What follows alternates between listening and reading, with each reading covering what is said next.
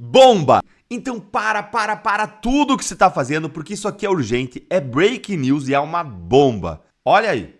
O governo norte-americano pediu à Embaixada dos Estados Unidos no Brasil para enviar informações sobre a situação envolvendo o processo do ex-presidente Jair Bolsonaro, o que gerou expectativa em bolsonaristas. Ainda sobre as sanções, Scott Bessent, é o secretário de Tesouro aqui dos Estados Unidos, equivalente ao ministro da Fazenda no Brasil, alertou bancos brasileiros sobre a possibilidade de novas sanções por realizarem transações com o ministro Alexandre de Moraes.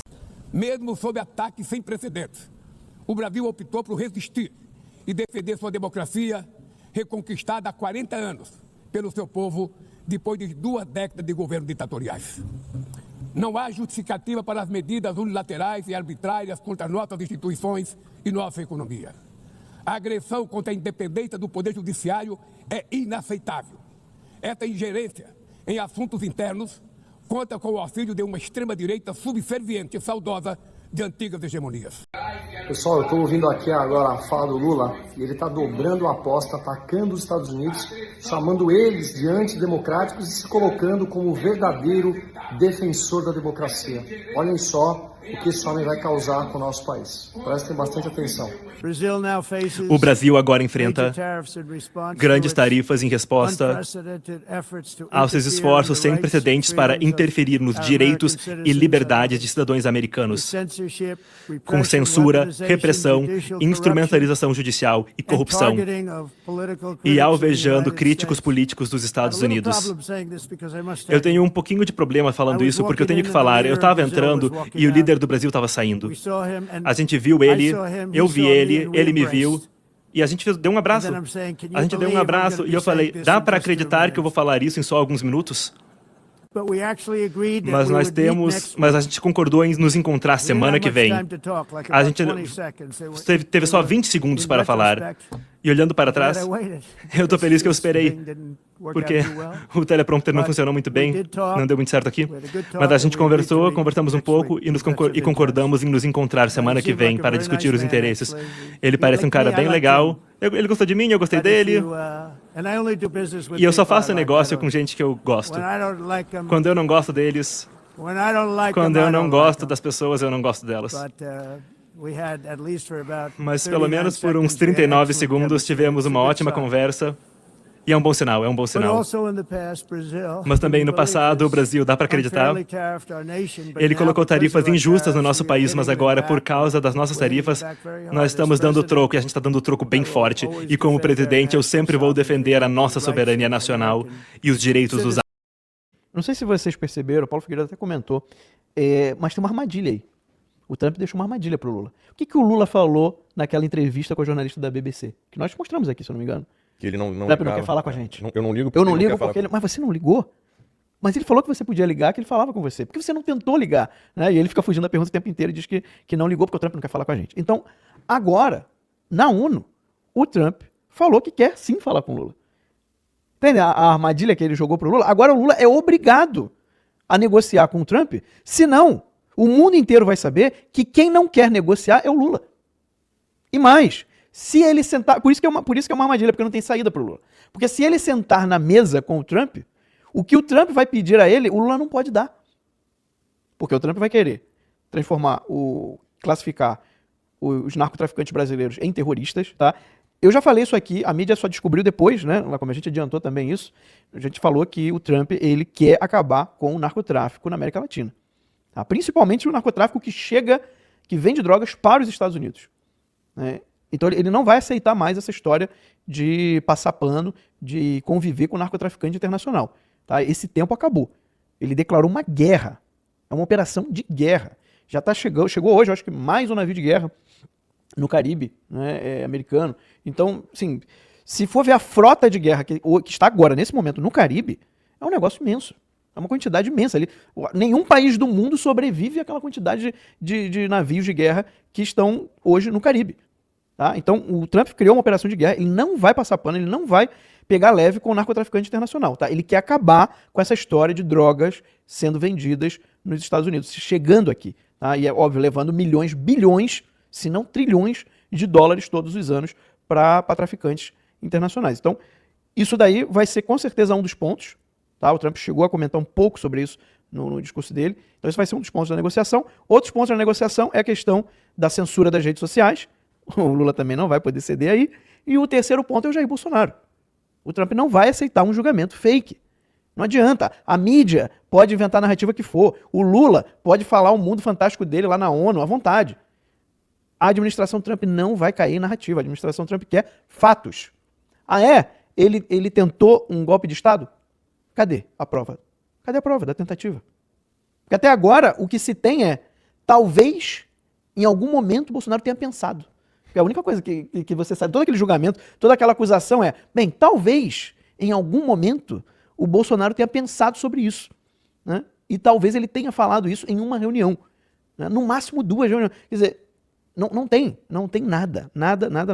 O Trump não vai aceitar essa justificativa e o Lula não vai poder ceder. Então, os 3 grandes pontos que eu acho que o Trump vai querer apresentar, que é uma luta contra o narcotráfico, né, as facções do PCC e do Comando Vermelho no Brasil, a questão do Jair Bolsonaro, para que ele possa concorrer às eleições e acabar com esse julgamento absurdo, e acabar com a censura nas redes sociais. Tá? Nenhum desses 3 pontos o Lula vai aceitar. Então, o Lula agora ele está numa situação muito, muito ruim, né, em relação ao mundo, porque agora ficou claro, e vai ficar ainda mais na semana que vem, parece que eles vão marcar uma reunião ainda essa semana que vem, não entendi muito bem, estou dando uma olhada aqui ainda, mas se houver essa reunião, né, vai ficar muito mais claro ainda que o Lula é quem não quer negociar. É capaz do Lula dar uma desculpa e nem ir para a mesa de negociação.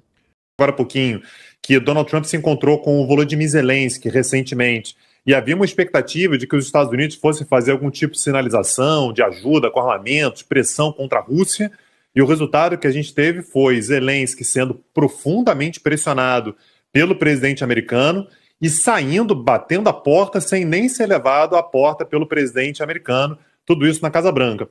A gente teve uma outra situação muito embaraçosa recentemente também, envolvendo o Cyril Ramaphosa, o presidente da África do Sul. No meio do encontro, quebrando todos os protocolos, Donald Trump passou um vídeo falando sobre o genocídio contra os brancos, sobre a cristofobia na África do Sul, o que quebrou também tudo que se imaginava sobre um encontro como esse. Então, primeiro, a gente não sabe se o encontro vai acontecer, e o encontro acontecendo, a gente também não sabe qual vai ser o clima desse encontro. Vai ser um clima amistoso, vai ser um clima de concórdia, vai ser um clima de concessão. A gente sabe que Donald Trump é capaz de fazer qualquer coisa. Ele é capaz de trazer, portanto, um gesto de aproximação, chegar a algum tipo de acordo. A gente sabe que o Trump adora, aliás, a gente viu o início do discurso dele, foi todo sobre isso. Eu faço grandes acordos, grandes parcerias, grandes alianças. Isso é a cara de Donald Trump. Ele gosta de dizer que pressionou, e houve finalmente uma concessão, houve um acordo. Ou também ele pode pressionar a Lula, passar algum vídeo, falar sobre Alexandre de Moraes ou algo assim. A gente simplesmente não sabe o que esperar. A gente vai ter que esperar esse encontro na semana que vem. Na minha percepção, ele agora está numa situação muito desconfortável, em que é a situação de perde-perde para o Lula. Por que eu acho isso? O Lula ele passou esse tempo todo negando que o Trump quisesse conversar, não, o Trump não quer conversa, e depois ele acabou sendo apertado e acabou tendo que admitir que ele, Lula, realmente nunca procurou o Trump para conversar porcaria nenhuma. E agora o Trump chega e anuncia lá na frente de todo mundo que ele quer, que ele vai conversar com o Lula, e o Lula agora ele tem 2 alternativas. Ou ele não aceita a reunião e mostra essa fragilidade para o mundo inteiro, ou ele aceita a reunião, e eu acho que ele não vai ter muita alternativa. Acho que ele vai ter que aceitar essa reunião com o Trump. Senão vai ficar muito ruim para ele dizendo que não quis conversar. Então ele vai ter que aceitar essa reunião. Uma vez chegando na reunião com o Trump, na semana que vem, o Lula ele também, por sua vez, vai ter 2 alternativas. Ou ele vai dizer que está tudo certo com o Brasil, que não aconteceu nada demais, que o Bolsonaro não foi perseguido, porque é óbvio que ele vai ser confrontado com esses assuntos. Ou ele vai dizer, o que não é possível, que não aconteceu nada, que está tudo certo, ou que está tudo errado com o STF. Então ele está numa sinuca de bico, o Trump, o Lula. Porque se ele disser que está tudo certo com o Brasil, que o Bolsonaro não foi perseguido, ele vai estar dizendo na cara do Trump, que por sua vez sofreu tudo isso aqui nos Estados Unidos, ele vai estar, é como se ele dissesse, Trump, se você estivesse no Brasil, você estaria na pele do Bolsonaro, você estaria sendo preso também. Ele chegou a dizer isso. A meu ver, o Lula ele não tem muita alternativa. Então, o Lula chegou a dizer isso exatamente como você disse. Ele falou para a imprensa que se o Trump estivesse no Brasil, a situação dele seria como a do Bolsonaro. Ele está numa sinuca de bico, e eu gostaria de lembrar um episódio que foi testemunhado por um militar americano que, posteriormente, falou como foi a reunião do Trump a negociação dele com os terroristas para poder recuperar os reféns americanos que estavam com os terroristas. O Trump tirou do bolso a foto de onde o cara se escondia. Ele falou, não vou negociar. Você vai entregar os reféns ou eu acabo com você. Aí a mulher não quis traduzir, ele falou, traduza. Aí a mulher traduziu cheio de medo na frente do terrorista. O Trump não é brincadeira, ele não é um bufão, sabe? Bravateiro. Ele não é uma pessoa que vai ficar... Hã? Não é bravateiro, né? Ele não é bravateiro, era isso que eu quero falar. Obrigado, Max. Ele não vai ficar de bravata.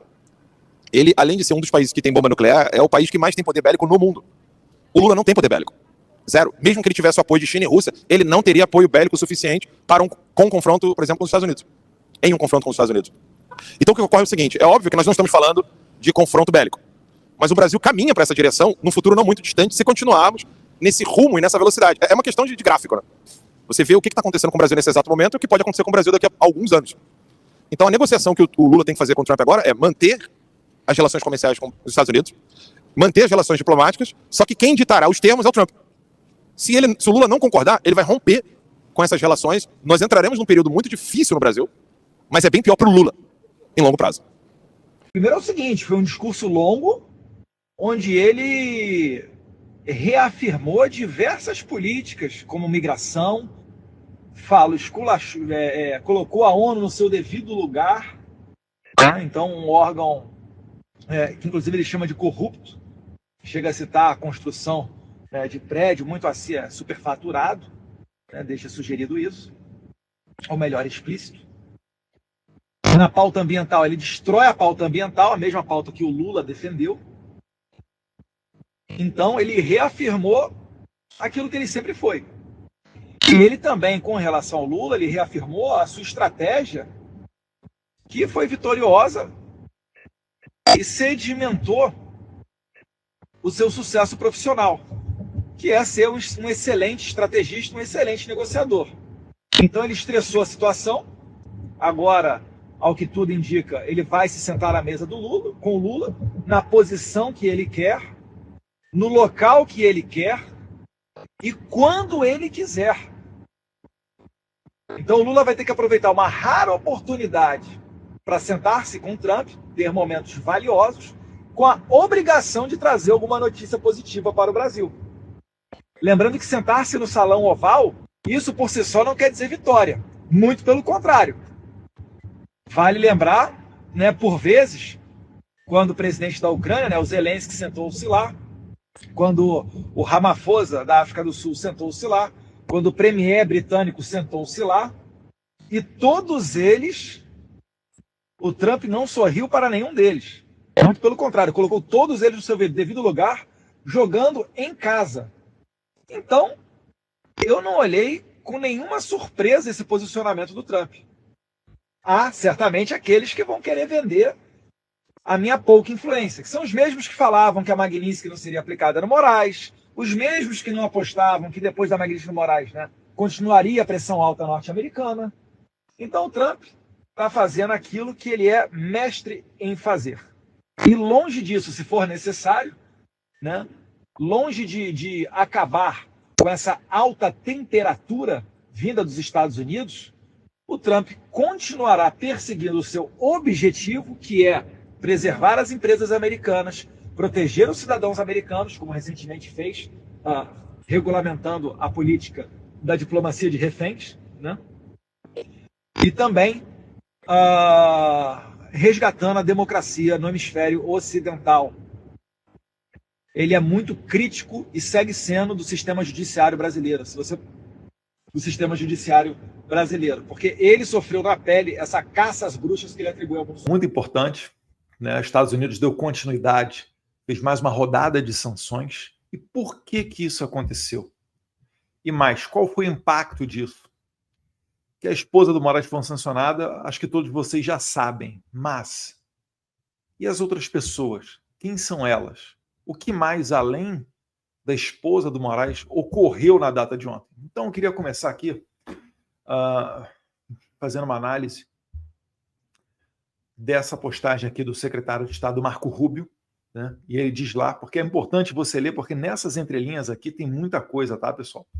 Peço para você só, antes, coloca o seu like, curte aqui, se você está assistindo isso no YouTube, dá uma curtida, isso é importante para fazer nossa mensagem chegar ao maior número de pessoas. Se possível, também comenta, fica à vontade.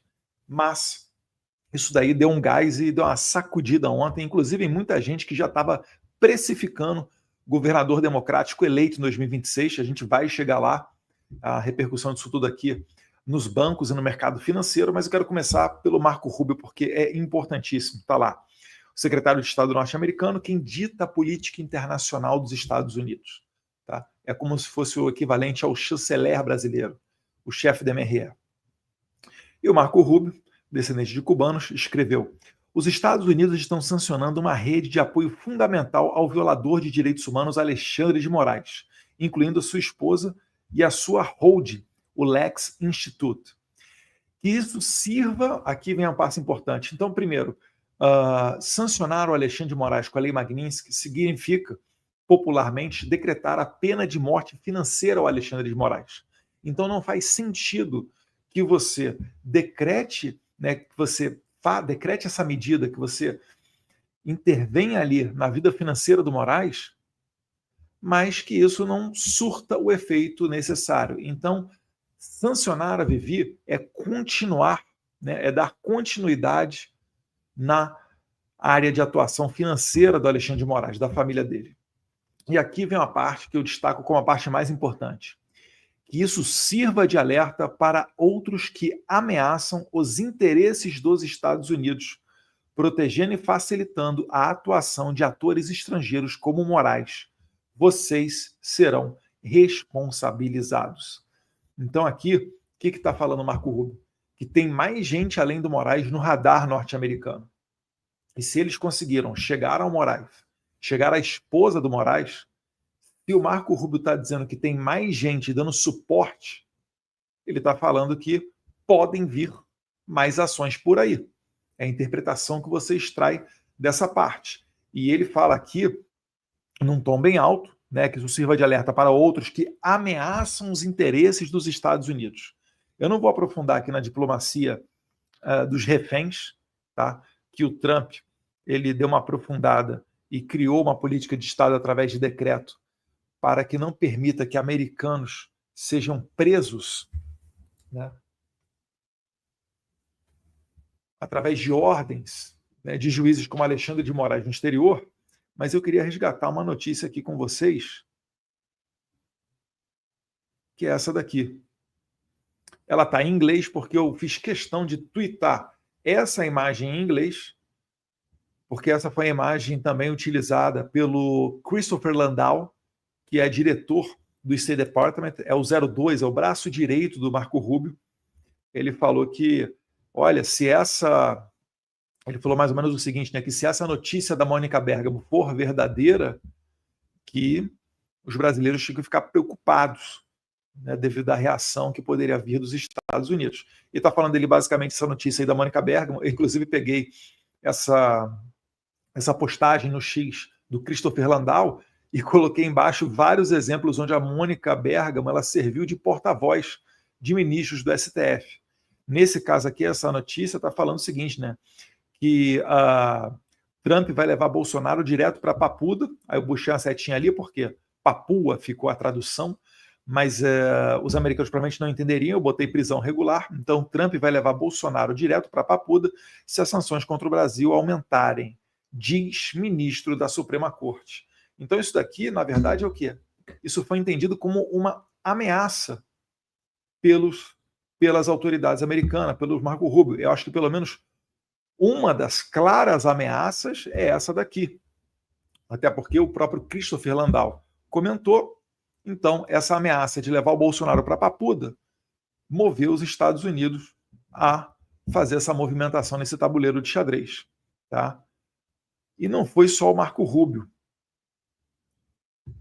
O também secretário do Tesouro, Scott Bessent, que é aquela pessoa que dispensou uma reunião com o ministro Haddad, e no mesmo dia recebeu eu e Paulo Figueiredo. Nós levamos até ele algumas solicitações, algumas notícias de imprensa dando conta que a Lei Magnitsky não estava sendo bem implementada no Brasil, e na semana subsequente ele acabou, o secretário, né, acabou notificando, através da OFAC, notificando pelo menos 5 grandes bancos brasileiros para saber sobre a efetivação da Lei Magnitsky contra o Alexandre de Moraes. Então, o secretário Scott Bessent, que é o cara que literalmente caneta a Lei Magnitsky, postou: Alexandre de Moraes é responsável por uma campanha opressiva de censura, detenções arbitrárias e processos politizados, inclusive contra o ex-presidente Jair Bolsonaro. Veja só como é que é importante, né? Quando o presidente Trump fala, abaixo dele, todos os secretários, todo o corpo do governo Trump vem no mesmo tom. Esse governo, assim, está uníssono. O Trump fez excelentes escolhas para o seu secretariado, com viés político, certamente ele focando na confiança, no compartilhamento da mesma visão de mundo. Então, o Trump 2.0, ele está muito mais sagaz, muito mais experiente do que o Trump lá do primeiro mandato, onde ele teve muito contratempo com ministros que, por vezes, acabavam saindo do governo atirando, não compartilhavam a mesma visão de mundo que o Trump. Isso trouxe muita dificuldade para ele.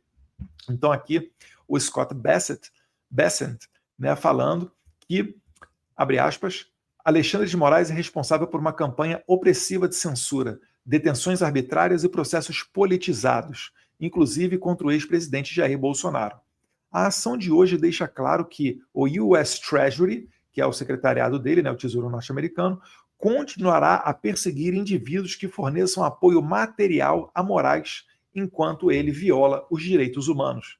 Então, fica o recado de que o governo americano está e seguirá fazendo esforços para estrangular financeiramente o Moraes. Para muito além da Lei Magnitsky, que eu acho que vocês já devem ter tido acesso a conteúdos explicando o que é essa lei, eu vou abrir um parênteses aqui, só para relembrar hoje uma entrevista que eu dei para o Cláudio Dantas, onde o Cláudio Dantas me perguntou: Eduardo, você está falando que o apartamento, né, a casa em Brasília, que o Instituto Lex recentemente comprou, pagando à vista 12 milhões de reais, essa casa, ela poderia ter algum... eu estava sugerindo que fosse o Moraes já se desfazendo de patrimônio para deixar algo investido em algo sólido onde não pudesse ser confiscado, né? Nenhuma conta bancária no exterior ou possibilidade de ficar num banco e aquele dinheiro depois ele não poder usufruir. Então ele já estava comprando à vista essa casa para já adiantar uma parte desse dinheiro num bem, num patrimônio, né, num bem durável. E aí ele levantou para mim: Eduardo, mas quais as consequências que tem uma Lei Magnitsky no patrimônio desse? Será que uma pessoa que vier a comprar essa casa do Alexandre de Moraes, ela incorre também na Lei Magnitsky? E a resposta é taxativa: sim. Se você pretende comprar uma casa do Alexandre de Moraes, você facilmente será tido como alguém que está prestando esse apoio material que o secretário Bessent está descrevendo nesse tweet. Então, ele fica com o patrimônio totalmente travado. É possível até que ele não consiga nem fazer uma reforma, talvez, ou a depender do que ele for fazer para comprar o material para mobiliar essa casa, a rigor. Isso tudo, se forem empresas com relacionamento nos Estados Unidos ou com interesse nos norte-americanos, ela vai provavelmente negar a prestar esse serviço ao Alexandre de Moraes. Então, é um negócio violento mesmo. Aquela parte, no passado, das matérias, acho que até da Mônica Bergamo, ou então da Dani Lima, queridíssima, falando que... Não, foi a Cantanhede, falando que o Moraes estava dando de ombros para a Lei Magnitsky, ou aquele bastidor que foi trazido quando da regulamentação das redes sociais, onde o Moraes diz ao Cássio Nunes que ele, Moraes, que vai ser sancionado, estava na marca do pênalti para ser sancionado pela Lei Magnitsky, não estava se importando, né? Isso daí não é bem verdade. O Moraes está se importando e muito, tá? Recebi um retorno de uma pessoa lá do Brasil dizendo que o Moraes estava furiosíssimo, estava irritadíssimo. E para você, que é homem casado igual a mim, não é difícil de você conseguir imaginar, né? Imagina a sua mulher chegando em casa e te perguntando, né, que treta é essa política que você está arranjando aí, que estão cancelando meus cartões, que eu virei notícia no mundo inteiro. Está lá na Reuters, está no Maronalfa, está na BBC, está em todos os veículos de comunicações, todos os grandes canais, colocando ela como sancionada, né, prestando esse auxílio financeiro ao Alexandre de Moraes. Então, é um baita problema. Só que isso certamente não fica só na casa do Moraes. Quando você vê o Marco Rubio falando, né, que isso sirva de alerta para outros que ameaçam interesses dos Estados Unidos, o apoio moral também se presta a ser estendido a essa pessoa, a Lei Magnitsky. Então, por exemplo, o ministro Gilmar Mendes, ele deveria estar preocupado. Ah, Eduardo, você está ameaçando? Eu não estou ameaçando, eu só estou alertando. E eu acho que eu tenho algum crédito, né? Porque tudo que eu e Paulo Figueiredo nós temos falado e alertado está acontecendo. Então, baixa sua guarda, respira fundo e pense comigo. Gilmar Mendes está dando declarações públicas, apoio moral ao Alexandre de Moraes. Está dizendo que o Alexandre de Moraes basicamente é um injustiçado e corrobora aquilo que saiu na imprensa, né, dizendo que o Moraes está dizendo que está alegando, está sofrendo perseguição do Donald Trump. Isso tudo dá ensejo para que o Gilmar Mendes possa sim sofrer sanções, por que não? Né? E ele não tem o Instituto Lex, mas eles têm o IDP. A esposa dele, tal qual a esposa do Alexandre de Moraes, é uma grande advogada que também advoga dentro da Suprema Corte, em causas por vezes bilionárias. Então, isso tudo aqui está sendo ventilado. É o que eu estou olhando, né? A minha interpretação, não falo pelo governo americano, sempre deixo isso ressalvado, mas se nós olharmos aqui bem, fizermos uma análise, uma interpretação dessa sequência de postagem dos secretários de Trump, você vai conseguir chegar a essa conclusão que eu estou chegando. Tá aí, ó. Magnitsky, empresa da mulher de Moraes, comprou 16 milhões em imóveis esse ano. Só o de Brasília foi 12 milhões à vista. Um total de 12 imóveis que o Instituto Lex tem. Né? Guarujá, Campos do Jordão, mansão em Brasília, apartamento no Jardim Europa, zona mais nobre de São Paulo, um dos metros quadrados mais caros. E tudo isso, em que pese um baita salário, mas não condiz com o patrimônio do Alexandre de Moraes, né, com o salário do Alexandre de Moraes de R$40 mil por mês, líquido. Tá? Mas quem falou ontem sobre essa questão toda? Como se não bastasse, o próprio secretário Bessent, que é do Tesouro, né, do Departamento de Tesouro norte-americano, o próprio Treasury também colocou lá em inglês, depois foi traduzido pela Embaixada dos Estados Unidos do Brasil, o seguinte tweet: hoje, o US Treasury sanciona o Lex Instituto de Estudos Jurídicos Limitada por seu apoio ao ministro do Supremo Tribunal Federal do Brasil, Alexandre de Moraes. Também foi incluída na lista de sanções hoje Viviane Barsi de Moraes, esposa de Moraes, que atua como diretora do Instituto Lex. Então, o Instituto Lex, como bem explicou o Paulo Figueiredo no X dele, aconselho vocês a seguirem, ele diz o seguinte: olha, como a Vivi, né, ou a Viviane Barsi de Moraes, ela tem 50% do Instituto Lex, automaticamente a Lei Magnitsky prevê que nessa condição o Instituto também é alcançado. A outra metade desse Instituto fica 25% com um filho, 25% com outro filho. Essas pessoas podem também entrar na análise do governo americano para saber se são ou não merecedoras da Lei Magnitsky. Lei Magnitsky, gente, é algo burocrático, é algo de certa maneira demora. O Moraes não demorou tanto assim, foram alguns meses. Mas para você conseguir colocar a Lei Magnitsky contra alguém, você tem que ter relatórios, você tem que ter documentação, você tem que ter, né, uma robusteza de provas, não é um mero achismo ou um quebra-galho de um colega brasileiro que as autoridades americanas porventura conheçam. É algo burocrático, demora um tempo. O visto não, o visto é mais rápido, né? A curto prazo você vê os efeitos. Mas a Lei Magnitsky demora e depois a implementação dela também demora um tempinho. Então tudo isso vai acontecendo. A Lei Magnitsky ela não tem estágios. Quem fala isso para você não tem conhecimento do que é a Lei Magnitsky.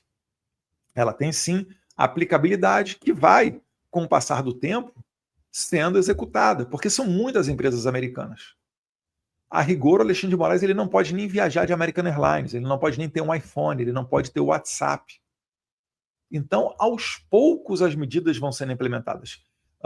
O próprio Karim Khan, procurador do Tribunal Penal Internacional, que decretou a prisão do Benjamin Netanyahu, ele foi sancionado com a Magnitsky.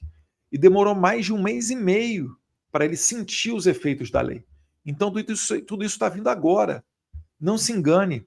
As matérias de grandes veículos de comunicação alimentados com dinheiro público, dizendo que o Moraes não estava ligando, ou que ele só perdeu o cartão de crédito internacional, só deu isso. Esqueçam. Não é sobre isso. Inclusive, tem aqui uma matéria do Metrópolis, que eu vou pegar ela. Eu ia deixar para o final, mas eu vou puxar para agora. Para a gente dar uma olhadinha, principalmente na parte final dela.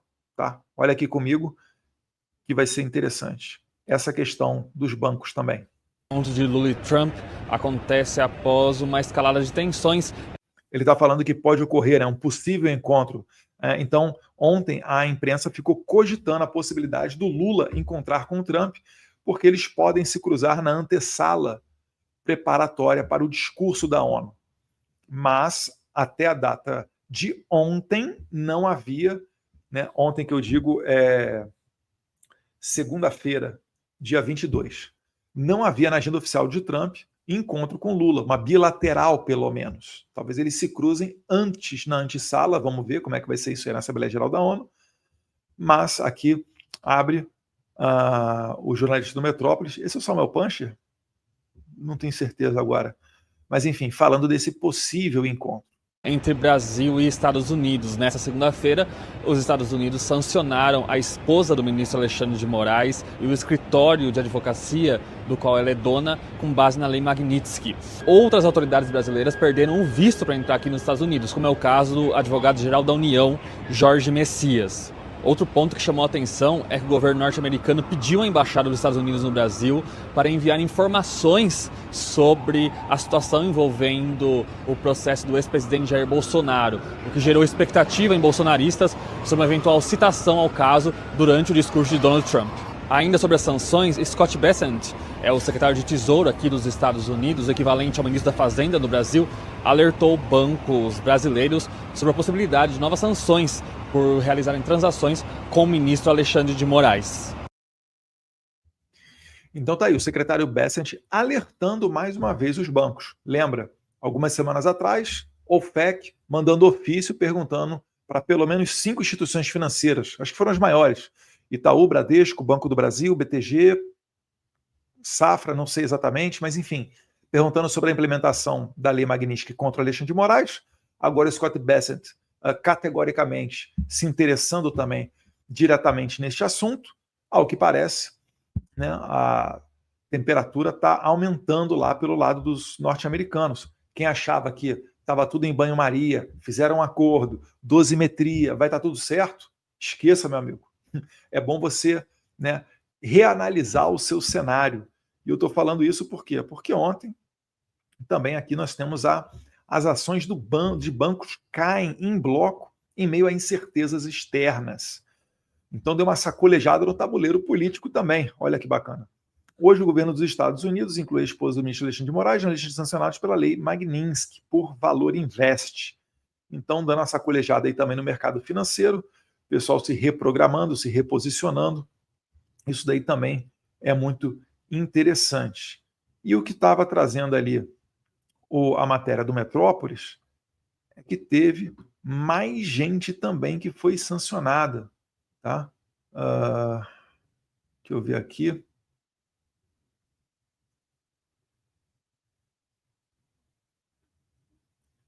Eu queria trazer essa imagem aqui. Vamos lá. Alô, produção.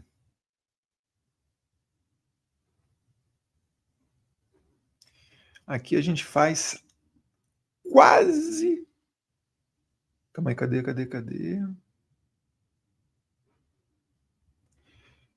Tem que cruzar e correr para cabecear. Tá aqui. Falando de outras sanções. Que outras sanções são essas? Ontem a imprensa circulou várias pessoas que perderam o visto americano. Vale lembrar, não são só as pessoas, também os seus familiares. E isso pode dar outras implicações. Eu lembro que alguns países, que não os Estados Unidos, permitem a entrada de pessoas no seu território apenas tendo visto americano. Não ter o visto americano, se for perguntado, pode gerar problema para essas pessoas irem para outros países. Se não me engano, a Indonésia e o México são exemplos de países que recebem estrangeiros se eles tiverem visto americano, não necessitando de ter um visto do próprio país. Então, vamos lá. Quem são essas pessoas? Na coluna da esquerda, vamos começar na coluna da esquerda lá em cima, você tem o Jorge Messias, AGU. Então, essa palhaçada de ficar contratando escritórios de advocacia para defender o Moraes, ficar colocando notinha na imprensa dizendo que eu vou ter que pagar esse tipo de... pagar até 3 milhões de dólares, esses custos com escritórios de advocacia para o Moraes. Gente, isso é nojento. Então, o Messias ele está rastejando, aí, mendigando uma vaga na Suprema Corte para ser indicado pelo Lula, né, cavando essa oportunidade e fazendo de tudo para tentar agradar o seu chefe. Então ele foi visto aí como uma pessoa também que presta, em alguma medida, apoio ao Alexandre de Moraes. Abaixo dele, nós temos ali um conhecido, o juiz do missão dada é missão cumprida, né, também foi dada uma missão e foi cumprida, que foi tirar o visto dele e da família dele.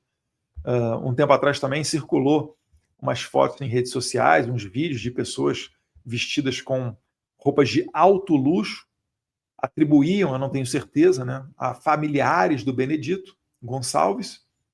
Se isso for verdade, nas ruas lá de Nova York, essa cena não volta mais a ocorrer. Tá? Abaixo dele nós temos o Marco Antônio Vargas, que é o cara que disse que o Moraes pediu para pegar o Eduardo Bolsonaro. Né? O Eduardo...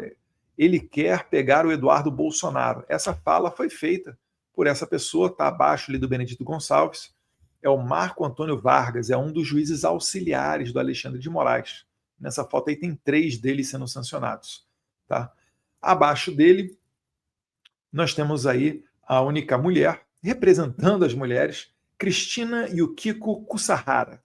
A Cristina ela foi sancionada, pelo meu entendimento, a minha interpretação, tá? Por conta das matérias do Michael Schellenberg, dando conta de que ela era a pessoa que corria atrás para manter preso o pessoal do 8 de janeiro.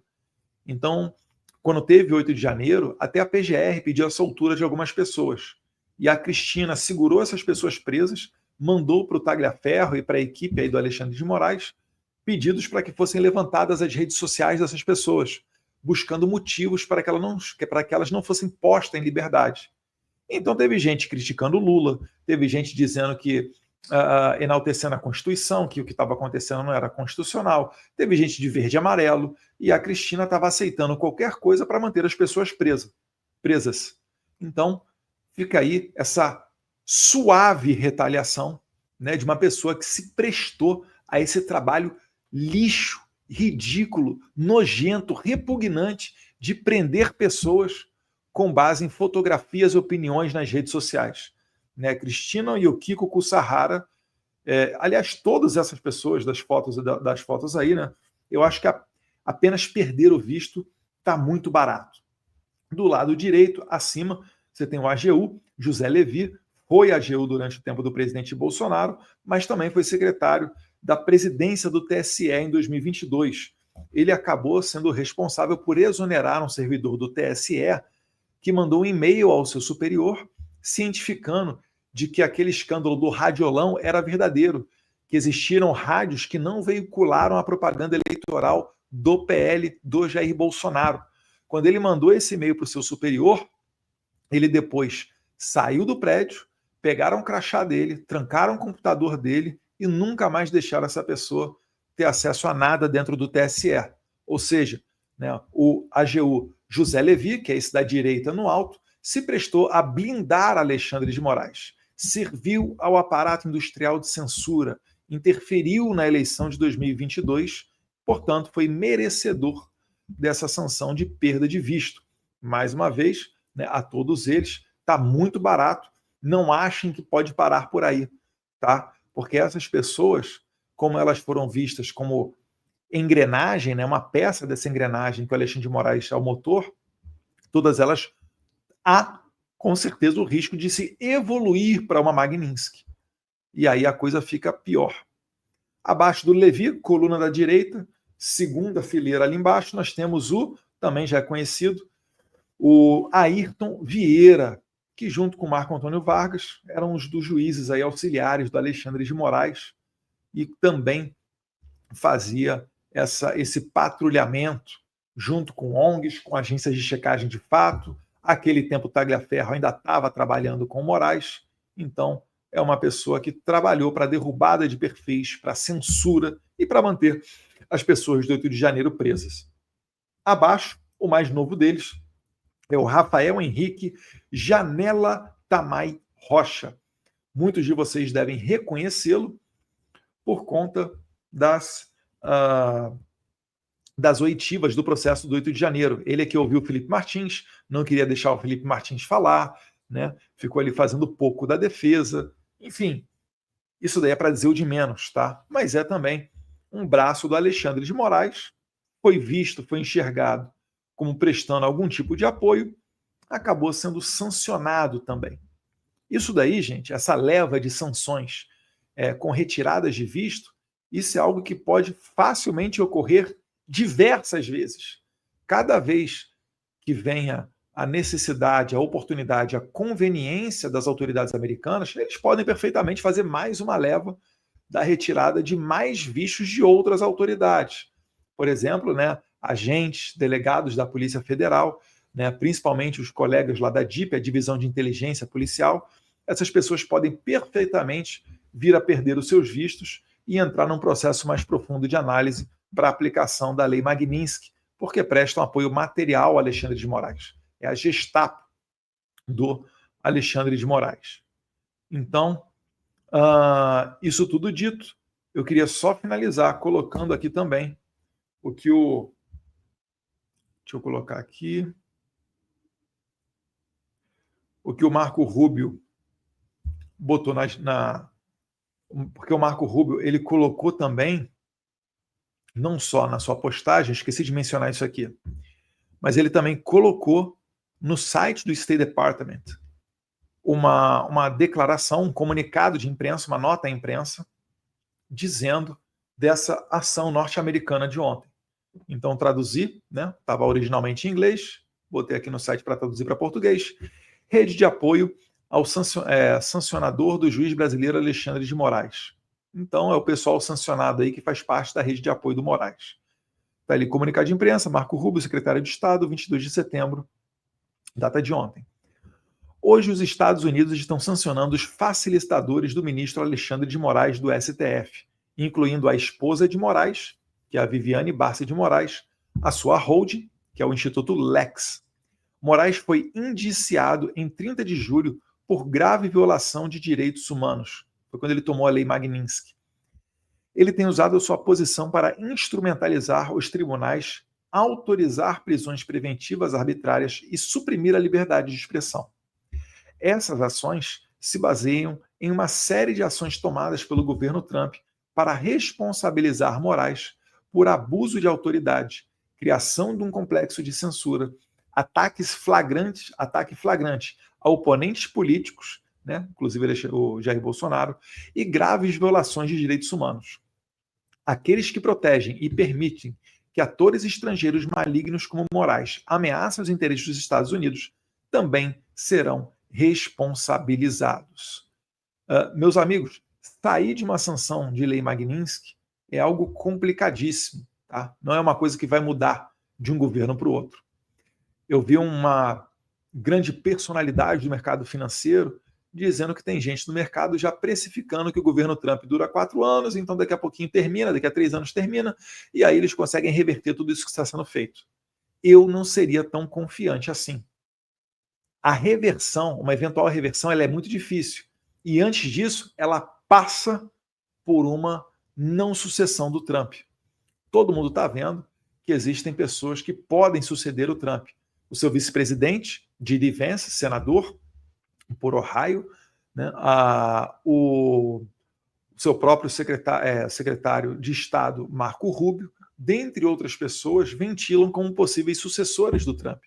Então, o Trump, se ele fizer um bom governo, ele vai chegar com muita possibilidade de dar continuidade. Eu diria até que é muito mais provável que isso ocorra do que o contrário. Por quê? Porque ele chegou com uma maioria no Senado, uma maioria na Câmara, ele bateu o recorde, ele ganhou no voto popular, ele ganhou de lavada na maioria dos estados, quase todos os swing states votaram pelo Trump. Então ele está chegando muito forte nesse Trump 2.0. E ele está fazendo muita mudança radical. Está cumprindo as suas promessas de eleição. Então é provável que ele venha forte também, apoiando o seu sucessor. É claro, é eleição. Mas se nós imaginarmos que um J.D. Vance possa entrar, fazer um bom governo e ficar lá por mais outro mandato, nós não estamos falando de 4 anos de Trump. Nós estamos falando, né, de 12 anos dessa política que vocês estão vendo. Eu não apostaria, né, que serão 3 anos, o Trump deu, passou e vamos embora. Não, eu não seria tão otimista assim. Inclusive tem uma matéria muito boa da Reuters que ela mostra como que o Alexandre de Moraes está sem bala na agulha. Eu cheguei a colocar no meu X essa matéria. Deixa eu dar uma olhada lá no meu X aqui, calma aí. Deixa eu parar aqui.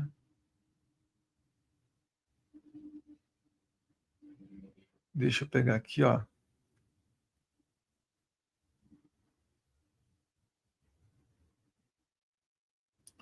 Vamos lá. Entrando aqui no meu X.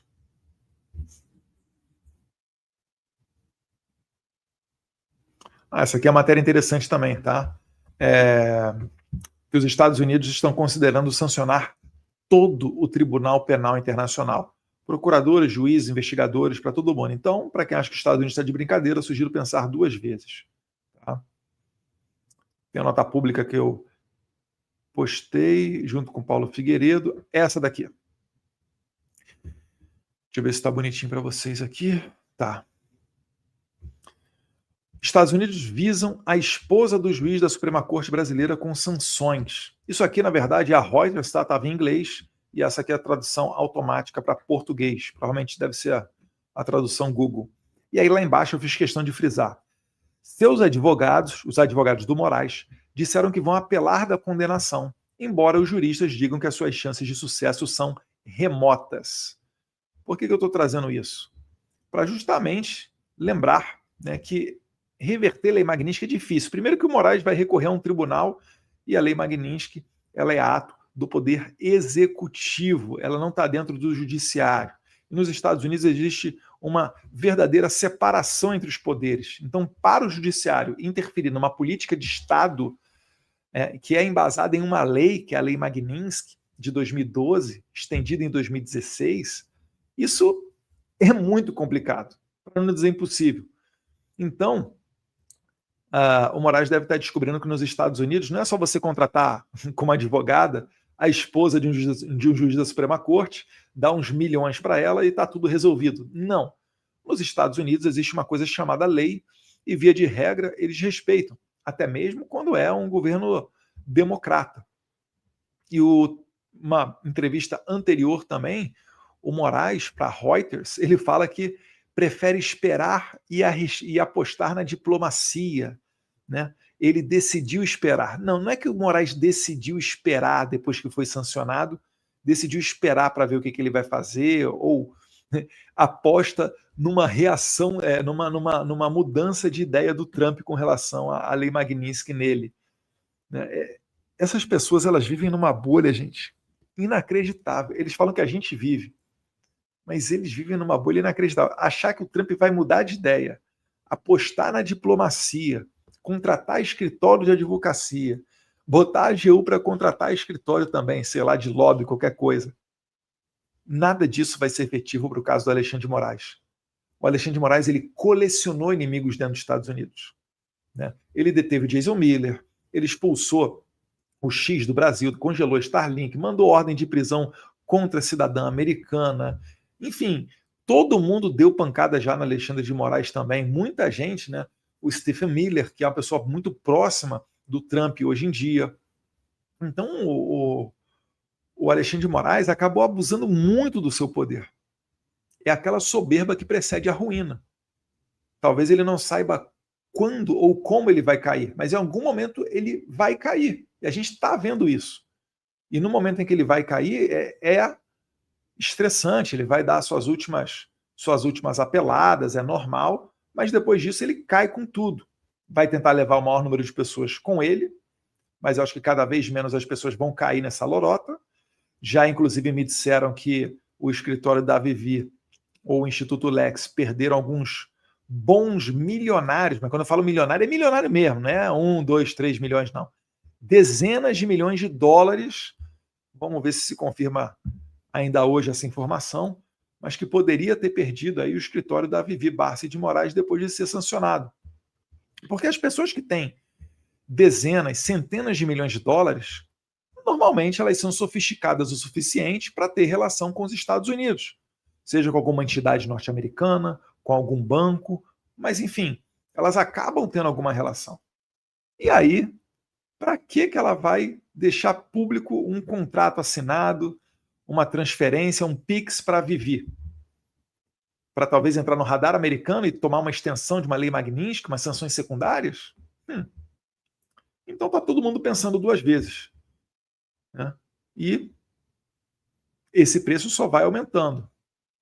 Até quando? Até nós conseguirmos uma anistia, pelo menos, né? Porque esse é o primeiro passo. Se a gente lembrar a carta do Trump, ele fala de perseguição a Bolsonaro, seus apoiadores e familiares, ele fala de eleição, ele fala de regulamentação da internet. Então são comportamentos que o Brasil está tendo de ditadura, né? De China, de Rússia, de Venezuela, de Nicarágua, de Cuba, e não um comportamento de uma democracia ocidental. E aí o Trump está dando um freio de arrumação nisso tudo.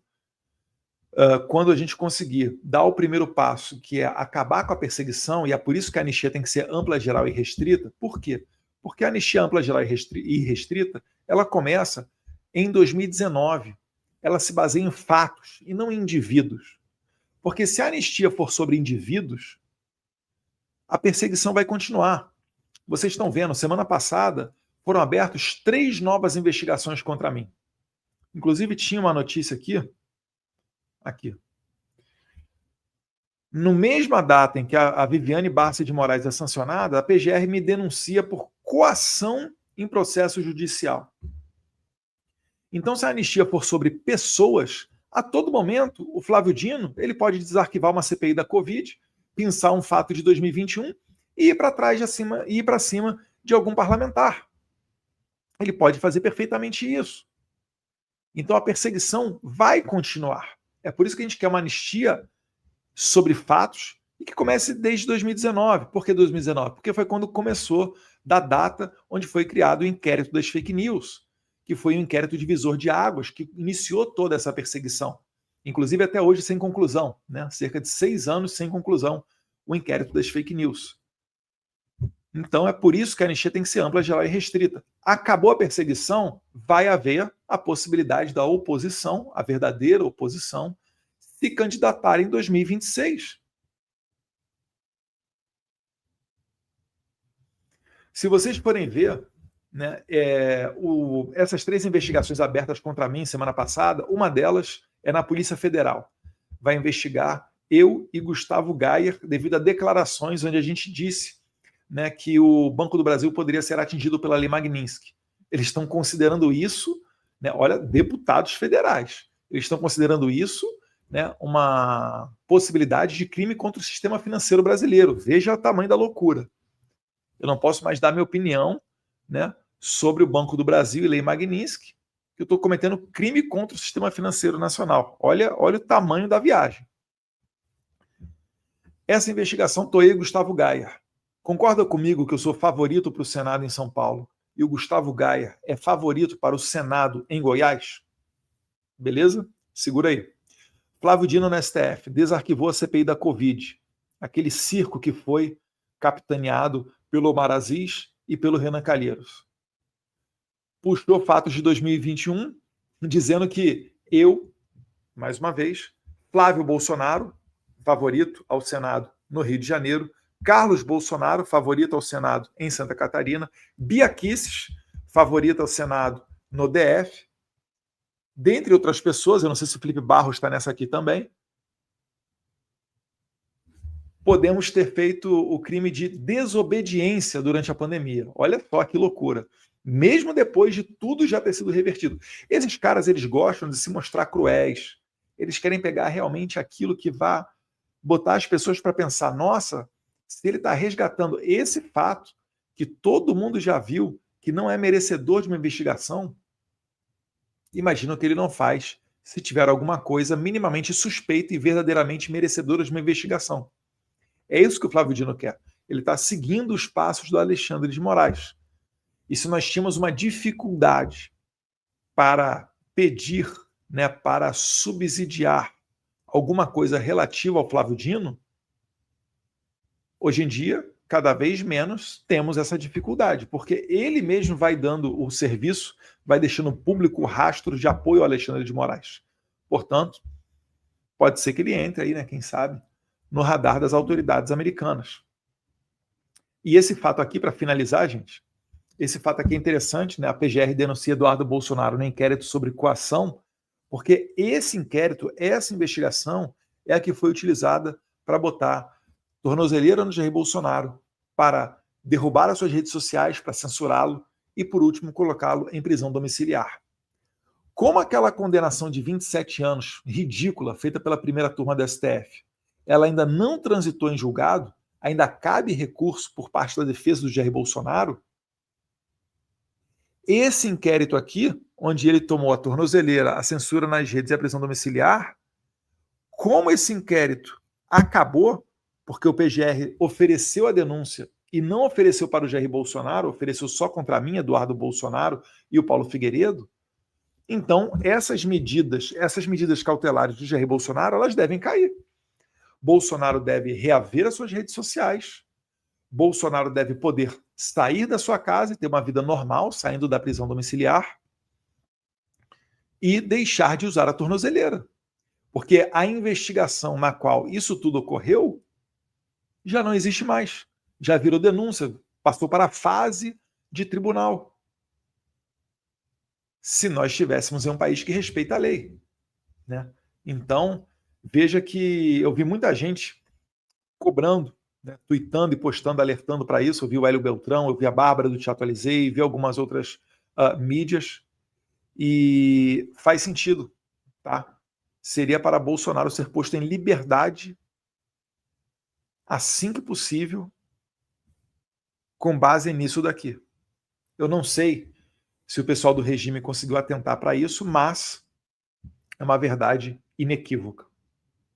Meus caros, vamos ficando por aqui, agradecendo a você que deixou o seu like, deixou o seu comentário. Por favor, coloque aqui o nome da pessoa que você acha, né, merecedora também de sanções. Não vale ser ninguém da sua família, mas, falando sério, a gente aqui quer levar a vocês o que está acontecendo nos Estados Unidos, para que vocês tenham a exata dimensão da temperatura toda. Ontem foi quase uma bomba nuclear. O sistema, já disse o Capitão Nascimento, né, é complicado, parceiro, ele vai se reinventando. O sistema tem os seus candidatos para a presidência, o sistema não quer senadores que derrubem o Alexandre de Moraes, né, senadores que honrem o interesse do povo. Então, ele vai se reinventar, ele vai criar toda a atmosfera para direcionar o Brasil para esse sentido. O que a gente fez ontem? A gente pegou esse tabuleiro e fez assim, ó, saculejou ele e jogou para o alto. De novo, que já tínhamos feito isso no passado também. Então, o meu muito obrigado ao presidente Donald Trump, ao secretário de Estado Marco Rubio, ao secretário de Estado Scott Bessent e a todas as pessoas, a todas as autoridades envolvidas nessa investida contra o regime brasileiro, contra as pessoas que dão esse apoio moral, apoio logístico, operacional e mesmo financeiro aos censores, aos algozes, ao principal responsável pelo assassinato do Clezão, aquele que prendeu Daniel Silveira, aquele que coloca Bolsonaro em prisão domiciliar, que coloca a senhora da Gilza, né, Iraci Nagashi, aquela pessoa que eu não sei o nome dela, né, aquele homem que já teve dedos amputados porque está com lepra dentro do presídio, e nem assim o Moraes coloca ele na prisão domiciliar, correndo inclusive o risco de contagiar outras pessoas lá dentro. A todos vocês, né, autoridades americanas, o nosso muito obrigado para tentar segurar esses violadores de direitos humanos que fazem esse tipo de coisa, né? Prendem autista, prendem vendedor de algodão doce, né? Todo mundo que estava ali, de maneira indiscriminada, ou até mesmo que não estavam sequer ali, mas acabaram sendo presos. Pessoas que ficaram presas porque tinham foto de camiseta verde e amarela nas redes sociais. O nosso muito obrigado a vocês e podem contar também conosco o nosso compromisso de seguir adiante nesse trabalho, né, de prestar o auxílio necessário, ajudar naquilo que for nos solicitado, trazendo também em detalhes as perspectivas daquilo que acontece no Brasil para os Estados Unidos. Então é isso daí, meu caro. Mais uma vez agradecendo a quem comentou, a quem deixou o seu like e compartilhou esse link nas suas redes sociais. Muito obrigado. Um abraço a todos vocês. Fiquem com Deus. E se inscreva no canal também.